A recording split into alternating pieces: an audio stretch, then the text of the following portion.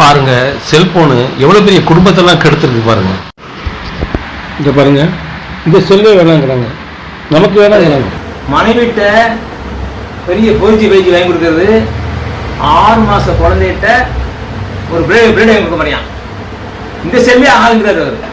அந்த மாதிரி மனைவி மக்கள் சின்ன பிள்ளைக்கு வாங்கி கொடுக்கறது, 6 மாச குழந்தைக்கு செய்வம் கையில் கொடுத்த மாதிரியான்.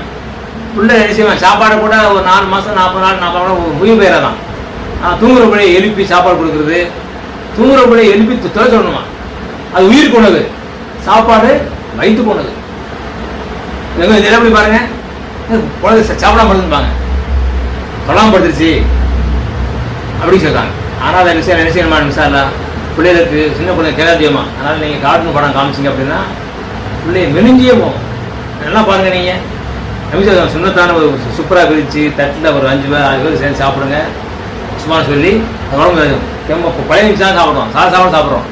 இருந்தாலும் என்ன வருது, அந்த குழந்தைக்கு ஒரு தைரியம் வருமா, ஒரு ராகத்து கூவத்து வரும். நீங்கள் பிரியாணியே எவ்வளோ 2 பேட்டு ஃபுல் வீட்டு வாங்கி கொடுத்தாலும் நீங்கள் செல்ல காமிச்சு பிள்ளைக்கு சாப்பாடு கொடுத்தீங்கன்னா பிள்ளைகளுக்கு உள்ளே போகாது, நம்ம அமலுக்கு மேலே போகாது.